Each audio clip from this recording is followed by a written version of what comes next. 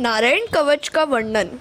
नारायण कवच का आश्रय लेकर देवों ने दैत्यों का नाश किया और स्वर्ग का राज्य फिर से प्राप्त कर लिया।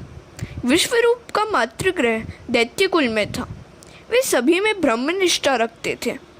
राक्षस में भी वे ईश्वर के स्वरूप का साक्षात्कार करते थे।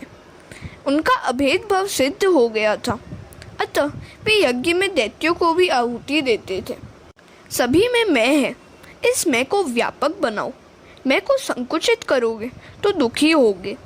विश्वरूप की ब्रह्मनिष्ठा इतनी तो सिद्ध हुई थी कि वे राक्षस में भी परब्रह्म का दर्शन कर लेते थे।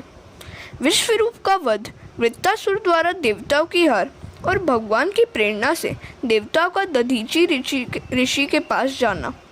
उनका मातृगृह असुर कुल में होने के कारण विश्वरूप चोरी छिपे असुरों को यज्ञ का भाग देते थे।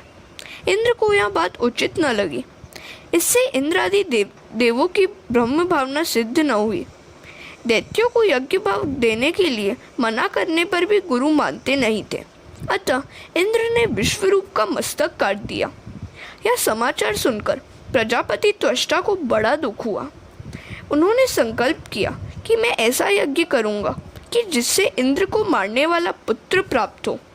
सकाम कर्मों में थोड़ी सी क्षति होने पर भी विपरीत फल मिलता है। परमात्मा को प्रसन्न करने की इच्छा से कर्म करो। कोई भी काम करते हुए ऐसी इच्छा मत करो कि जगत मेरी प्रशंसा करेगा। जगत ने तो श्री रामचंद्र जी की भी निंदा की थी। लोक कल्याण के हेतु से भी प्रभु राम ने मानव शरीर धारण किया था। कई प्रकार के दुख सहन किए थे, फिर भी जनता ने उनकी कदर न की। तुम ऐसा ही निश्चय करो कि मेरे भगवान को जो कुछ भाता है वही मुझे करना है। सकाम कर्म में हुई थोड़ी सी भी क्षति अनर्थकारी होती है। निष्काम कर्म में क्षति क्षम्य है, पर सकाम कर्म में थोड़ी सी भी क्षति अक्षम्य होती है।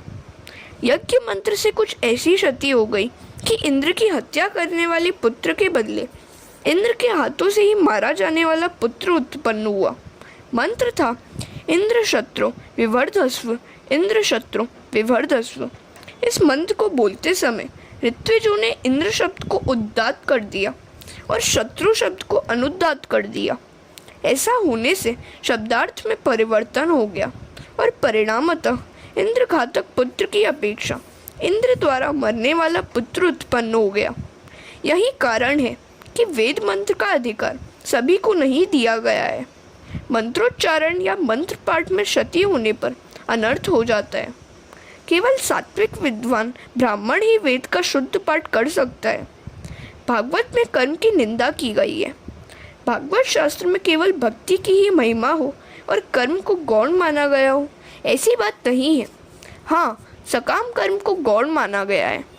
कर्म करते समय एक ही हेतु होना चाहिए, वह यह है कि ठाकुर जी को प्रसन्न करना। यज्ञ कुंड में से वृत्तासुर उत्पन्न हुआ।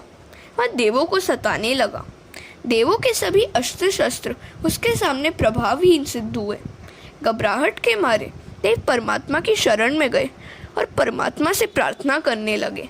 हरे कृष्णा।